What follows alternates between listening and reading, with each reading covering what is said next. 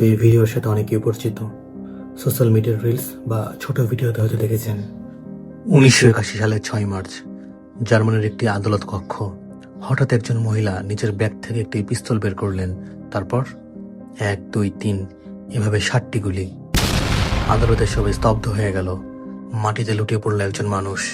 আর trigger টিপে থাকা সেই মহিলা ছিলেন মারিয়ানে বাখমায়ার, একজন মা যিনি নিজের মেয়ের জন্য প্রতিশোধ নিতে এসেছিলেন। মারিয়ানে বাখমায়ারের একটি মেয়ে ছিল, তার নাম ছিল আন্না বাখমায়ার। মাত্র 7 বছরের ছোট্ট একটি মেয়ে। তারা থাকতো জার্মানির ছোট্ট একটি শহর লুবেকে। মারিয়ানে ছিলেন একজন সিঙ্গেল মা। জীবন খুব সহজ ছিল না, তবুও তিনি চেষ্টা চালাতেন যেন তার মেয়ের জীবনটা অনেক সুন্দর হয়।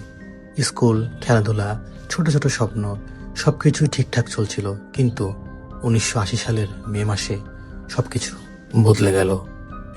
একদিন স্কুল শেষে নিখোঁজ হয়ে গেল ছোট্ট আন্না। তাকে ঘন্টার পর ঘন্টা খোঁজা হলো। পুলিশ, প্রতিবেশী সবাই খুঁজতে লাগলো, কিন্তু কিছু সময় পরে আসে সামনে ভয়ঙ্কর এক সত্য। আন্নাকে অপহরণ করা হয়েছিল এবং তাকে হত্যা করা হয়। এই অপরাধের জন্য গ্রেপ্তার করা হয় একজন মানুষকে। তার নাম ক্লাউস গ্রাবোভস্কি। সে ছিল 35 বছরের একজন ব্যক্তি। আরও ভয়ঙ্কর বিষয় হলো, এর আগেও তার বিরুদ্ধে শিশুদের প্রতি অপরাধের অভিযোগ ছিল। সে পুলিশের জিজ্ঞাসাবাদে সব স্বীকার করে নেয়। সে আন্নাকে অপহরণ করেছিল এবং পরে তাকে হত্যা করে। এই মামলাটি দ্রুতই জার্মানিতে আলোড়ন সৃষ্টি করে একটি শিশুর নির্মম হত্যাকাণ্ড। একটি মায়ের ভেঙে পড়া জীবন। মামলাটি শুরু হয় লুবেক আদালতে।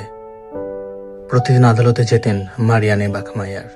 তিনি বসে বসে শুনতেন কিভাবে তার মেয়ের জীবনের শেষ মুহূর্তগুলো বর্ণনা করা হচ্ছে।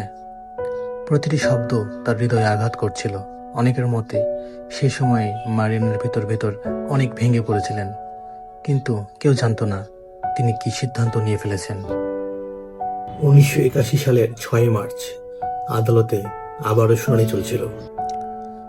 আসামির কাঠগড়ায় দাঁড়িয়েছিল ক্লাউস গ্রাবোভস্কি। মারিয়ানে চুপচাপ বসেছিলেন দর্শকদের মধ্যে। তার ব্যাগের ভেতরে ছিল ছোট্ট একটি পিস্তল। হঠাৎ তিনি উঠে দাঁড়ালেন, ব্যাগ থেকে পিস্তল বের করলেন আর সরাসরি তাক করলেন সেই মানুষটির দিকে যে তার মেয়েকে হত্যা করেছিল।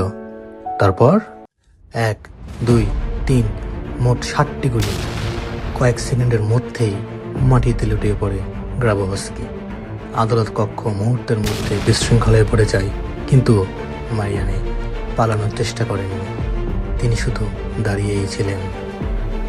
এই ঘটনার পরেই ভিডিওটি সমগ্র বিশ্বে খুব দ্রুতই ছড়িয়ে যায় এবং জার্মানি 2 ভাগে বিভক্ত হয়ে যায়। কেউ বলছিল যে তিনি একজন খুনি, কিন্তু অনেকেই বলছিল তিনি একজন মা যিনি শুধু তার সন্তানের জন্যই বিচার করেছেন।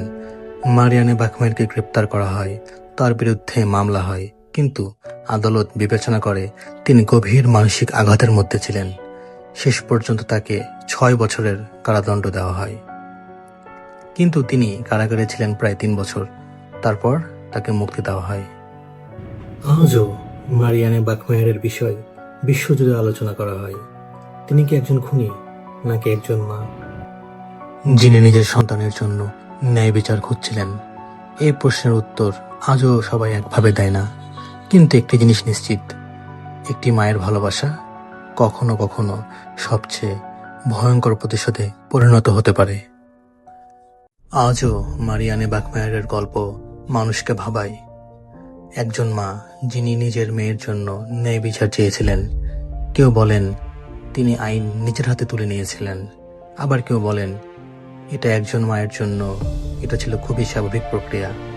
কিন্তু প্রশ্নটা এখনো রয়ে গেছে, মারিয়ানে বাখমায়ার কি ঠিক কাজ করেছিলেন? আপনাদের কি মনে হয়? কমেন্টে অবশ্যই জানান।